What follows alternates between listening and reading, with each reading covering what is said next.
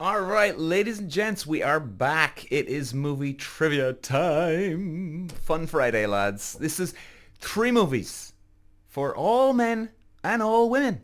I honestly reckon, right? I've been doing my research, I've been doing my homework, and I really want to delve into some cool movies, lads, that you might have seen before, but maybe you should revisit them. Or if you haven't seen them and it's always been on your list, well, get to it, lads, because these are three great movies, and not just like action, right? There's so much character in the background with these, and we can relate to these movies. Let's get into it. Peter. Okay, here we go, lads. We had The Lord of the Rings, The Fellowship of the Ring. We only reviewed that only just a few days ago. But today we are reviewing The Two Towers and two more movies to come after this review. So we'll keep you in suspense. Unless you actually read the description. But, okay. So lads, listen, I honestly reckon whether you're man or woman, these are very, very good movies, right? Listen, I'm not a big sci-fi guy. Okay, in fact, I go the other way. I was even saying this when I was reviewing Fellowship of the Ring. I detest sci-fi movies. Like, detest them. I'm like, oh, go away. But if it's Star Wars or Lord of the Rings, I'm all in. And I'm not lying here. I'm all in with these. They are absolutely fantastic. Now, The Two Towers, okay. It's the second in the trilogy, right? You've obviously got Fellowship of the Ring 1, Two Towers number 2, and then Return of the King number 3. But The Two Towers, few sequels, lads, they dare to expand the world as boldly as The Two Towers. Here, Middle-earth fractures into chaos. The fellowship we grew to love is splintered, yet somehow the heart of the story beats louder than ever. Now, the stakes could not be higher. And Frodo and Sam, they're the main, I suppose you could call them the main two characters of the movie. You can argue me on that one, fair enough. But, they inch closer to Mordor. That's their journey here. Their path shadowed by a treacherous, wicked little Gollum fella. I mean, this guy, he give you the creeps. A creature teetering between malice and redemption. Meanwhile, Rohan's kingdom crumbles under Saruman's cruel garbage, and the free peoples of Middle-earth face the suffocating threat of annihilation. It's a tale of division, unity.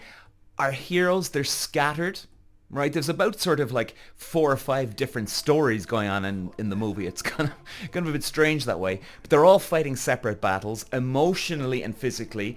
Aragorn, Legolas, the Orlando Bloom character, and Gimli, they all hunt their captive friends, while Frodo and Sam grapple with the powering weight of one ring. And then there's Gandalf. I mean, you gotta love this guy.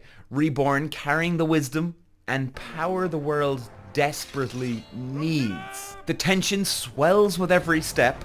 The desperation of Rohan's people, the slow corruption of Frodo, and the inner conflict of Gollum create a relentless drumbeat of unease. Maybe that's the word. Saruman's army swells, and Helm's Deep becomes the last hopes of survival. Now then comes the siege at Helm's Deep. Now, this is a battle scene, but I honestly think even the ladies out there, if you're not into war movies or action movies per se, I still think you'll love this scene because, again, it's driven by emotion. A masterclass in cinematic tension and action.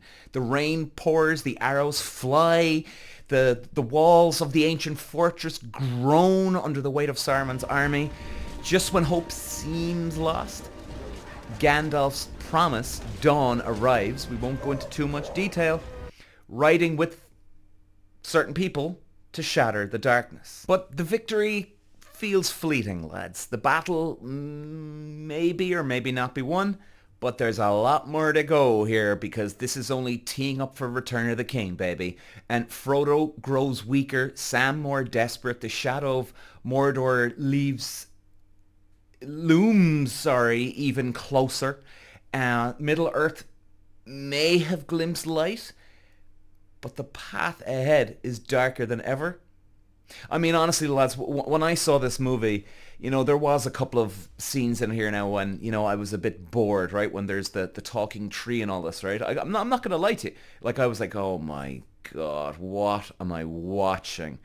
But then you get to some of those battle scenes. Now, I wouldn't be a guy that's into battle scenes per se, right? I like the emotion behind things. Now, look, there's some that are, great, right? But I can kind of get bored of battle scenes. But, Gandalf, he gives you a message of pure hope, man, at one stage. He's explaining the afterlife. See, I'm getting choked up. Like, the guy is pure poetry. Pure poetry in motion, man. And, you got to see this movie. You've got to see this movie. Even if it's just cross it off your list. I honestly don't think anybody watching this movie would go, really? That was it? I think you're going to be glued, and I think you're going to be putting on The Return of the King, which is the last in the trilogy after that. And I wouldn't be surprised if after that you start putting on all three of The Hobbit afterwards. Strap yourselves in, ladies and gentlemen, because these are fantastic movies. So let's talk about Lord of the Rings, The Return of the King, the movie that had way too many endings, that's for sure. I mean, it was, they dragged it out, lads. It's a great show, but way too many endings, don't we? Like, sometimes it feels like we're all just walking towards something we don't know how to finish, like the world's falling apart, and we're just trying to hold on to whatever we can. I think that a lot of us can relate to this in many ways of our life. And what happens when you fought so long, you can't even remember what it was all for? Peter. Okay, Middle Earth. It's crumbling. It's going down so fast, man. Everywhere you look, darkness is swallowing the light, and the fight never stops. You'd think by now they realize it's hopeless too. Right? But no, in fairness, there's still a fight to be had. And, Lords of the Rings, it's very good this way. There's a lot of emotion. There's a lot of character in this. The free people are scattered, broken, hanging by a thread. But the real question is, how do you keep going when you don't even know if it'll matter in the end? All right, bit of background. Now, I'm sure most people have seen this movie, but hey, you never know. We're talking about a bunch of regular folks who got caught up, lads, in something way bigger than themselves. And Frodo, the smallest of them, with this insane responsibility, a hobbit of all people, barely out of the Shire, and suddenly it's all on him to destroy the One Ring. Yeah, no one should ever have to carry that. But it's always the ones who you shouldn't end up relying on doing the most, right? You'd be surprised. And he wasn't alone. Sam, his best friend, never left his side. It's kind of heartwarming, I gotta say. It's like they knew something, maybe that together they could make it through the worst of it. And every step closer to Mount Doom, the weight of all it started to crush them down, lads. It started to really break them down. Frodo couldn't even see a way out anymore at the stage. I won't give away too much. The ring, damn ring, man. It's claws in deep. And Sam, you very heartwarming, and it almost break your heart. That it's corny, cringy a bit, but Sam kept pushing him forward, and he got to say, it does actually, it sells you, man. And no matter how bad it got, he was there. And it was actually very charming, in fairness. And it's insane, really. You look at them and wonder, what is it that makes people going? Even when it feels like nothing can be saved, is there a way out? Then you get to the real gut punch, lads. It's not about just fighting the armies of darkness. It's about fighting that voice in your head that tells you you're not enough, you're too small to make a difference. Frodo has that moment. Sam has the moment. Hell, we all do, right? Eventually at some point in our lives, like I'm saying. And you can't beat the enemy. You have to face that feeling of, I can't do this. And it's only that they're at their lowest that you realize maybe they've already done more than they ever thought they could do. And then the ending. We won't give away anything here now, lads, on the Peter Walsh Show, but eventually it is over. The fight ends.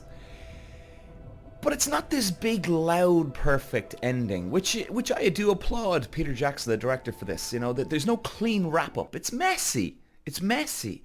It's the little moments that matter. The ones when you think you've lost everything, but you find something you weren't expecting. And maybe it's just the idea that after all of it, the blood, the sweat, the sacrifices, there's still room for hope. And that's... no matter how far you've gone, you feel, you can always choose to keep walking. Ladies and gents, Lord of the Rings, Return of the King, it is a very, very good show. And if you've seen it before, well, hey, take out the trilogy, man, because in many ways, it's a masterpiece. But in many ways, it's, like we were saying, very messy, all over the place, rough. Way too many endings. I wasn't impressed with that. I was just like, oh my lord, will this ever end? They did drag it out a bit too much. And at the end, just a little too corny. But overall, fantastic movie. Get out the trilogy, lads, and start watching. And hey, queue up The Hobbit maybe afterwards too. And here we go, lads. Next up, the story that reminds us why the world can be so broken. This is one intense, intense movie. And then there are stories like this, where the cracks in the human soul gape so wide, they threaten to swallow everything whole. This is not just a story of crime and justice. This is a reminder that there's darkness in all of us. Peter. Wow. Okay, in a nameless, rain-soaked city, you got two detectives. One seasoned and weary, right, on the way out. The other brash and idealistic, okay, he's gunning for the throne. Are thrown into a nightmare unlike anything they've faced before. I mean, straight into it. A series of murders, each getting more disturbing as the previous one. These aren't just ordinary killings. They're a message, a twisted... what would you call it? A twisted manifesto carved into flesh and blood. The killer calls it justice, but what kind of justice leaves so much horror in its wake? Now let's paint a bit of the old picture, the background here, lads. You got Detective Somerset, only a man days away from retirement, okay? Longs for an escape from the unrelenting chaos of the city. And as the movie goes on, you can really see that he gets worn down by the whole thing. He's been here before, maybe not as stakes as high as this, but he's been through a lot. Then you've got the young partner, Brad Pitt, Detective Mills. Fresh-faced, eager, believes he can make a difference in the war against human depravity. The world is the bleak cityscape where apathy and crime are everyday shadows. And hope barely flickers here. And, when the first victim is discovered, tied into the sin of gluttony, the pieces of a nightmarish puzzle begin to fall into place. Now let's get into it. Each step of the investigation, lads, it brings them right closer to the truth, right? Every half a step. And deeper into the killer's labyrinth. Pride, greed, wrath, sloth. Was it sloth? Sloth, envy. I mean... each sin brings with it another body, another twisted tableau that makes a mockery of human nature. And as the killer taunts them with his superior intellect, by the way, the guy's, in a freaky way, is a bit of a genius. In a weird way, like, give me some rope on this one. His ability to manipulate, they begin to lose themselves in the madness. Somerset sees his worst fear realized. This city, the world is beyond saving. Mills sees red anger clouding his judgment as he grows desperate to catch this monster. And then the killer, John Doe, surrenders himself. Well, lads, He just walks into a police station, hands covered in blood, smiles. It's over. Or is it over? In this story, endings are not resolutions. The real game is yet to begin, even when he just he hands himself over. He leads them to a place, a devastating truth waits in a simple cardboard box. We won't give anything away. But what they find there is not just the culmination of the killer's plan. It's the destruction of innocence, the birth of rage, and the death of hope in all one moment. And as the sun sets over the fields, lads, Somerset looks out over the wasteland of human morality and whispers words that linger after the credits roll. And they even quote, was it Ernest Hemingway, since the world is a fine place. And they want to believe that, right? I am not quoting him exactly here, the exact words. But it does really tie into the movie. And, you know, lads, you got to see Seven for what it is. It is, without doubt, one of the greatest twists in movie history. You'll just go, what in God's name just happened here? I did not see that coming. And it's all the way up, leads all the way up to the end. Seven. Brad Pitt, Morgan Freeman, and somebody else we won't name his name. Even though, maybe you all know, but... Yeah, lads, this is why I love, like, a lot of movie reviewers. I wouldn't call myself a movie reviewer, but I'm really enjoy this. I love it. And, a lot of them do the new movies come out. There's too many old classic movies that we've got to revisit or put on again to get a bit of nostalgic feeling back in our blood, right? Or if you haven't seen it, well, it's just a damn shame. And Seven is certainly one of these movies you've got to see. Talk to you later, lads. Peter. Wow.